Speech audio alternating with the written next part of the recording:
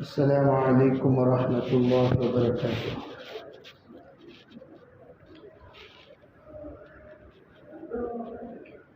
الحمد للہ رب العالمین والصلاة والسلام علی سید الانبیاء والمرسلین محمد وآلہ واصحابہ اجمعین۔ اما بعد فاعوذ باللہ من الشیطان الرجیم، بسم اللہ الرحمن الرحیم۔ فانكحوا ما طاب لكم من النساء اللهم أيدنا بتأييدك اللهم أيدنا بتأييدك اللهم أيدنا بتأييدك يا رب العالمين۔ دوستو، عزیزو، بھائیو، بزرگو، اس وقت ہم لوگ مسنون محفل نکاح میں تشریف فرما ہیں۔ اس مجلس کو سنت کے ساتھ ایک گہرا تعلق ہے، اسی لیے نکاح میں جن احادیث کا انتخاب کیا جاتا ہے اس میں اس حدیث کو خصوصاً دخل ہے جس حدیث میں عمومی سنت کی اتباع کا حکم ہے۔ آپ نے فرمایا وَمَن رَغِبَ عَن سُنَّتِي فَلَيْسَ مِنِّي، جو میری سنت سے اعراض کرے وہ میری امت میں سے نہیں ہے۔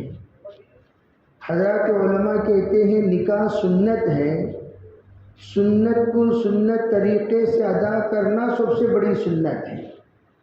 لوگ سنت اپناتے ہیں لیکن سنت طریقے سے نہیں اپناتے، جس کی وجہ سے بہت سارے خرافات، بدعات، رسومات شامل ہو جاتے ہیں۔ سنتوں کو سنت طریقے سے اپنانا چاہیے۔ اسی لیے جس وقت حضرت شیخ الہند سے پوچھا گیا حضرت کھڑے ہو کر نماز پڑھنا زیادہ افضل ہے لیکن وتر کے بعد بیٹھ کر 2 رکعت پڑھنا کیوں افضل، جبکہ کھڑے ہو کر پڑھنا افضل ہے؟ تو حضرت نے فرمایا وتر کے بعد بیٹھ کر 2 رکعت پڑھنا سنت ہے، وہ بیٹھ کر پڑھنا ہی افضل ہے۔ تو گویا جہاں پر ہماری عقل نہیں چلتی، وہ جہاں پر ہماری عقل کام کرتی ہے وہاں نقل ہمیں حکم بیان کرتی ہے۔ تو بہرحال میں یہ عرض کرنا چاہتا ہوں، یہ کہ طریقہ وہ جو ہمارا رواجی طریقہ، ایک وہ طریقہ جو شرعی طریقہ۔ شرعی طریقہ کیا ہے؟ جس وقت لڑکا اور لڑکی ان دونوں کے درمیان نسبت ہو جائے اور دونوں کے درمیان اتحاد ہو جائے، اتفاق ہو جائے تو فوراً نکاح کر دیا کرے، کوئی تاخیر نہ کرے۔ فوراً کا مطلب یہ ہوتا ہے کہ جس وقت آپ اپنے اعتبار سے مناسب سمجھے ان دونوں کا رشتہ جوڑنا، اس رشتے جوڑنے میں جلدی کر لیا کرے۔ جتنی تاخیر ہوتی ہے اتنے رسومات بڑھتے ہیں، اتنی تیاریاں بڑھتی ہیں، اس لیے اعظم النکاح برکتاً ایسرہ موعونہ بتایا گیا۔ سب سے زیادہ برکت والی شادی وہ ہے جس میں ذمہ داری مختصر ہو۔ ایسر کہتے ہیں بالکل آسان، آسان ذمہ داری جہاں پر ہوتی ہے وہاں برکات زیادہ سے زیادہ ہوگی۔ اللہ کے رسول علیہ السلام نے اپنی زندگی میں جتنے نکاح کیے یہ تمام نکاح فانکحوا ما طاب لکم کی تشریح ہے۔ عورتوں کے اندر جتنے اوصاف ہوتی ہیں ان تمام اوصاف پر آپ علیہ السلام کا ایک نکاح ہوا ہے۔ آپ نے علم دیکھ کر ایک نکاح کیا، فہم دیکھ کر ایک نکاح کیا، حکمت کو دیکھ کر ایک نکاح کیا، سخاوت کو دیکھ کر ایک نکاح کیا، حسن کو دیکھ کر ایک نکاح کیا۔ آپ کے نکاح میں ایک ایک نکاح کی ایک ایک خوبی ہے۔ اور حضرت زینب رضی اللہ تعالی عنہا کا جو نکاح ہوا زینب بنت جہش کا، اس نکاح کے وقت میں اللہ تعالیٰ نے ایک مسئلے کو سمجھایا اور کہا اعلنوا النکاح، اس نکاح کا اعلان کرو۔ چنانچہ آپ علیہ السلام اس نکاح کا اعلان کرنے کے لیے روٹی اور گوشت کا ولیمہ کیے۔ تمام ولیمہ بالکل ہلکی پھلکی سی۔ حضرت صفیہ کا ولیمہ اس میں تو آپ کا کوئی حصہ نہیں تھا اور آپ کے پاس کھلانے کے لیے بھی کوئی چیز نہیں تھی. آپ نے صحابہ میں اعلان کیا اگر آپ کے پاس کوئی چیز ہو تو لے آؤ. صحابہ اپنے پاس سے کھجور، پنیر، جو کچھ بھی اپنے پاس مالیدہ وغیرہ موجود تھی وہ تمام چیزیں لے کر حاضر ہوئے. سرکار نے اپنا دسترخوان بچھایا اور ان سے کہا تم اب ولیمے کی کارروائی شروع کرو، ولیمے کی نیت سے کھاؤ. تو تمام لوگ ولیمے کی نیت سے کھائیں. دسترخوان آپ کا، چیزیں صحابہ کی. تو ولیمہ کی سنت یہ ہے کہ ہمارے اندر جتنی طاقت ہے، جتنی حیثیت ہے، جتنی قوت ہے، ایسے ولیمہ کیا کرو.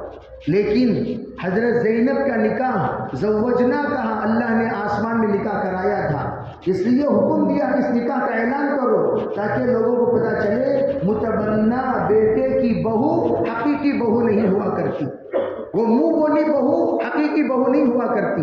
اس سے نکاح کرنے کی اجازت ہے. اس مسئلے کو پورے عالم کو سمجھانا تھا، اس کے رسومات کو ختم کرنا تھا. اللہ نے اس وقت اعلان کا حکم دیا اور آپ نے روٹی اور بوٹی کا ولیمہ آپ نے کرایا. الغرض ولیمہ میں تکلفات 3 چیزیں ہوتی ہیں. یہ قرض لے کر ولیمہ کرنا یہ تکلف ہے، اسراف کرنا یہ تکلف ہے، بے جا آئٹموں کو بڑھانا یہ تکلف ہے. یہ 3 چیزوں سے ولیمہ خالی ہونی چاہیے. اسی لیے کہا گیا نکاح 3 ارکان کا نام ہے. ایک ہے فرض، الایجاب والقبول بحضور شاہدین، یہ فرض ہے. کیا مطلب؟ 2 گواہوں کی موجودگی میں لڑکا اور لڑکی کا ایجاب و قبول کرنا یہ فرض ہے، یہ ہر حال میں ہونی چاہیے. اس کے لیے خطبہ مسنون ہے، طریقہ مسنون ہے. اللہ جل جلالہ امن والوں نے جب آدم اور حوا کا نکاح کروایا اس کا یہ طریقہ تھا، اور اللہ کے رسول علیہ السلام کا نکاح حضرت خدیجہ سے ہوا تو خواجہ ابو طالب نے اپنے اعتبار سے خطبہ پڑھا تھا. اللہ کے رسول علیہ السلام جب بھی نکاح کروائیں تب مسنون خطبہ پڑھ کر 3 آیتوں کا آپ اہتمام کرتے تھے. وہ 3 آیتوں کا اہتمام کرنا یہ مسنون خطبہ کہلایا جاتا ہے. اور بہت سارے صحابہ کرام کا نکاح بغیر خطبوں کے بھی ہوا ہے. تو اس سے پتہ چلا فرائض نکاح ایجاب و قبول ہے، یہ فرض ہے. واجب کیا ہے؟ مہر. جیسے علی سے پوچھا گیا من نکاح، آپ نکاح کے سلسلے میں ذرا وضاحت کر دیجئے. آپ نے فرمایا نکاح کیا ہے؟ لزوم مہر قصور زہر. کیا مطلب؟ عربی نکاح ہوتے ہی مہر لازم ہے. مہر کتنا ہونی چاہیے؟ حضرت فاطمہ الزہرا اور خود حضور صلی اللہ علیہ وسلم کا جو مہر ہے 480 درہم. حضرت فاطمہ الزہرا کا مہر فاطمی 1 کلو 530 گرام چاندی، یہ مہر فاطمی کہلائی جاتی ہے، جو اس وقت 1.25 لاکھ روپے کے قریب ہے. تو وہ مہر فاطمی یہ مسنون مہر ہے. اور اس کے علاوہ حضرت نبی علیہ السلام نے اسہل طریقے سے بھی فرمایا کہ اگر کوئی 10 درہم بھی دے دی نکاح ہو جائے گا. 10 درہم احناف کے نزدیک. امام شافعی نے اور سستا کر دیا، فرمایا اگر آپ اپنے بیگم کو قرآن پاک کا ٹیوشن لینے کی اگر نیت کر لیے آپ کا نکاح ہو جائے گا. آپ نے پوچھا کیا یاد ہے آپ کو؟ قرآن پاک کی کوئی چیز یاد ہے؟ ہاں یاد ہے. فرمایا بیگم کو پڑھا دو گے؟ ہاں پڑھا دوں گا. اس پر آپ نے نکاح پڑھا دیا. یہ انگوٹھی لوہے کی آپ نے تلاش کرنے کو کہا، فَالْتَمِسْ خَاتَمًا مِّنْ حَدِيدٍ. گئے تلاش کیے، 1 بار 2 بار 3 بار. علماء کہتے ہیں یہ 3 بار بھیجنا مرد کے اندر 3 صلاحیتوں کو دیکھنا مقصود ہے. پہلے صلاحیت کیا؟ یہ محنتی ہے کہ نہیں. دوسری صلاحیت یہ مجاہدے کا عادی ہے کہ نہیں. تیسری صلاحیت مجاہدے پر استقامت ہے کہ نہیں. یہ کہ محنتی، وقتی طور پر بعض لوگ محنتی ہوتے ہیں، وقتی طور پر محنتی، یہ وقتی محنتی نہیں چلتی. محنت میں بھی مجاہدہ یعنی حد درجے کی محنت. اپنی منزل تک پہنچنے کے لیے آدمی اتنی کوشش کرے مجاہدہ کرتے کرتے. فجہد ولا تکسل ولا تک غافلا ندامت لقبہ لمن یتکاسل. مجاہدہ اپنی منزل تک پہنچنے تک تھکنا نہیں چاہیے، اسے کہتے ہیں مجاہدہ. اور تسلسل کسے کہتے ہیں؟ زندگی بھر محنت کریں. جیسے ہم دیکھتے ہیں ہاتھ نہیں ہے، پیر نہیں ہے، پھر بھی لوگ محنت کرتے ہیں، کچھ بھی نہیں محنت کرتے ہیں. ایک مرتبہ میں گاڑی روک کر دیکھا، ڈینزو لے کر ایک بیچارہ جا رہا ہے، اس کے پاس دونوں پیر نہیں، بالکل عضلہ یعنی پیٹھ کمر کی ہڈی بھی ٹیڑھی ہو گئی، پھر بھی محنت کر رہا ہے. یہ مجاہدہ، یہ محنت اور یہ تسلسل یہ مطلوب ہے مرد کے اندر. اور آپ نے 3 مرتبہ بھیج کر یہ تینوں کا امتحان لیا. جب اس کے پیشانی پر آپ نے بالکل جھٹی نہیں دیکھی، وہ بیزار نہیں ہو رہا تھا، آپ نے یہ فیصلہ کیا یہ اپنی بیوی کو ذلیل ہونے نہیں دے گا، یہ اپنی بیوی کو ذلیل ہونے نہیں دے گا. ورنہ بہت سارے شادی تو کر لیتے ہیں، ہر عید کو بیوی کو ذلیل کرتے رہتے ہیں اپنے ہی ماں باپ کے سامنے. بار بار بھیجو سسرال، وہاں سے وصولی کرتے رہو. اسی لیے میں کہا کرتا ہوں چنکھوں اور منکھوں کو کبھی اپنا داماد مت بنایا کرو. یہ ہمیشہ چن کھاتا رہے گا، من کھاتا رہے گا، اسے کبھی داماد مت بنایا کرو. یہ بے غیرت ہے، بے شرم ہے، بے حیا ہے. یہ 3 چیزوں کو آپ صلی اللہ علیہ وسلم نے دیکھا اس کے اندر. پھر آپ نے نکاح پڑھا دیا صرف اس بات پر کہ آپ اپنے بیگم کو قرآن پڑھا دو. تو نکاح ماشاءاللہ ایک مسنون عمل ہے، یہ ایک بہترین رشتہ ہے. یہ ایسا رشتہ ہے جو جنت میں بھی اللہ اس رشتے کو باقی رکھے گا. ورنہ تو یوم یفر المرء من اخیہ وامہ وابیہ وصاحبتہ وبنیہ، تمام رشتے قیامت کے دن ختم ہو جائیں گے. ماں باپ کا رشتہ بچوں کے ساتھ بھی ختم ہو جائے گا. صرف ان بچوں کا باقی رہے گا جو نابالغی کی حالت میں دنیا سے رخصت ہو چکے ہیں. صرف وہ ایک رشتہ باقی رہے گا. آپ نے پوچھا جانتے ہو کون ہے بانجھ؟ کہا حضور بانجھ وہ ہے جس کے بچے نہ ہو. کہا وہ نہیں، جن کے بچے نابالغی کی حالت میں انتقال نہیں ہوئے وہ بانجھ ہیں قیامت کے دن کے. کیوں؟ قیامت کے دن وہ صاحب اولاد ہوں گے، وہ بچے ان کے ساتھ ہوں گے جو بچے نابالغی کی حالت میں انتقال ہو گئے. بقیہ جو وہ اپنے اپنے اعتبار سے چلے جائیں گے اپنے اپنے بیگمات کو لے کر. وہ یہاں نہیں رہیں گے امی ابا کے پاس، وہ اپنے اپنے بیگمات کے ساتھ. اسی لیے حضرت شیخ نے فرمایا نکاح کی محفل میں جب میں نے قبول کیا کا نمبر آئے، نیت کرو یا اللہ جنت تک لے جانے کی ذمہ داری قبول کرتا ہوں. میں نے قبول کیا، نیت انما الاعمال بالنیات، نیت المؤمن خیر من عملی. تو نیت کیا کرے؟ میں جنت تک اللہ تعالیٰ جنتی شوہر بنائے گا اور جنتی بیوی بنائے گا. اسی لیے فرمایا جنت، زندگی کو جنت بنانے کے لیے اطاعت شرط ہے. جس زندگی میں، جس ازدواجی زندگی میں اطاعت نہیں وہ جہنم ہے، چاہے آپ کی کیسے ہی محل میں کیوں نہ ہو. اطاعت ہے تو اطاعت کب پیدا ہوگی؟ جن میاں بیوی میں محبت ہوگی وہی اطاعت ہوگی. اور محبت اور مودت یہ دونوں بہت لازمی چیز ہے اطاعت کے لیے. اور اطاعت کے لیے رحمت بھی ضروری ہے.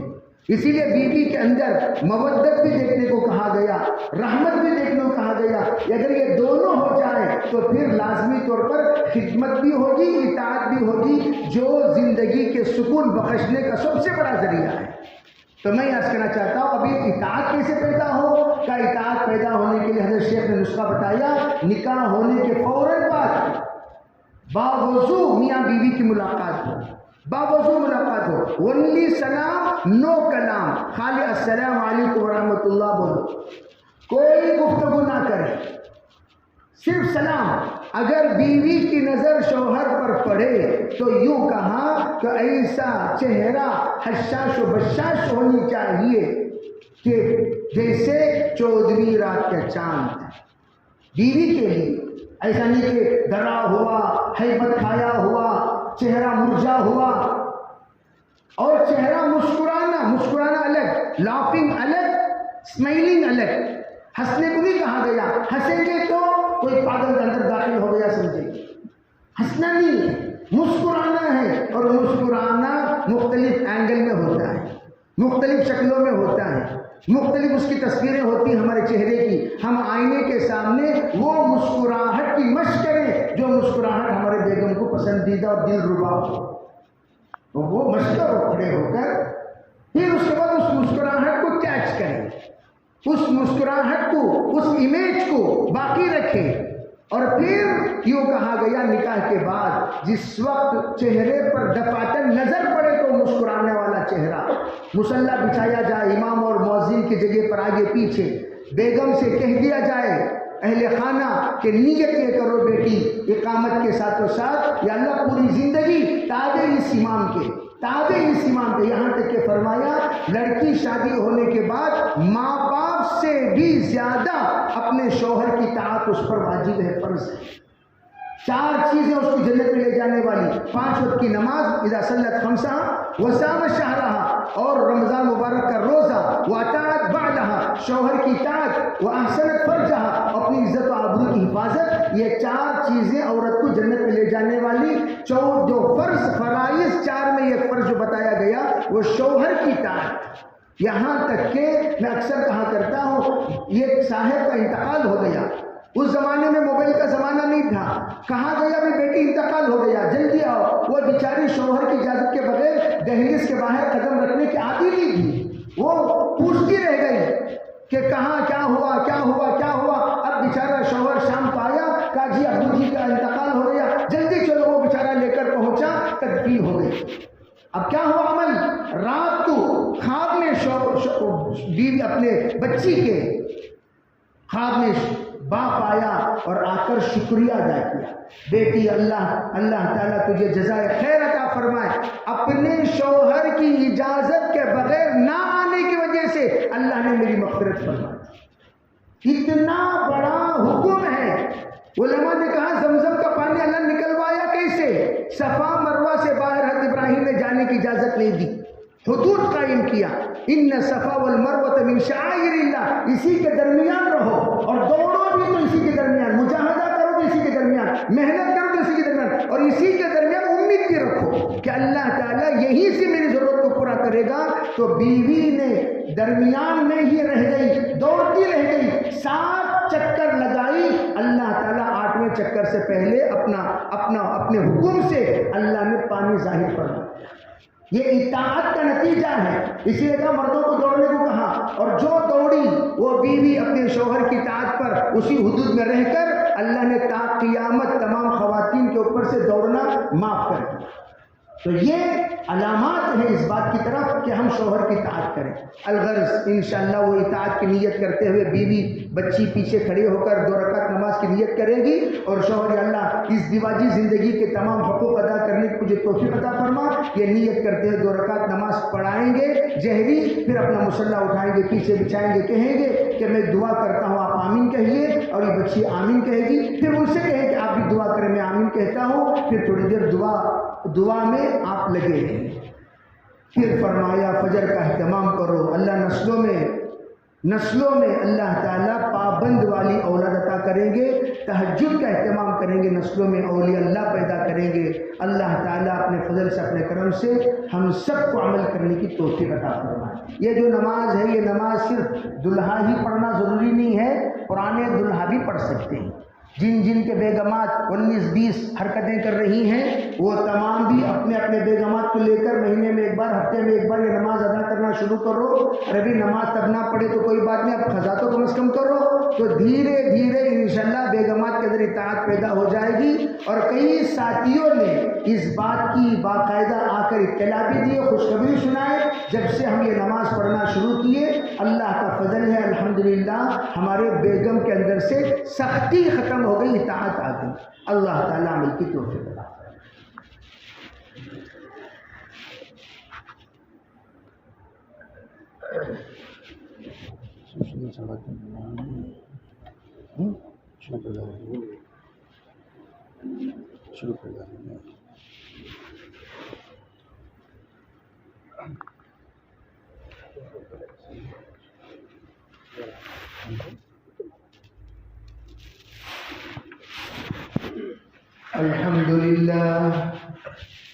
الحمد لله نحمده ونستعينه ونستغفره ونؤمن به ونتوكل عليه ونعوذ بالله من شرور أنفسنا ومن سيئات أعمالنا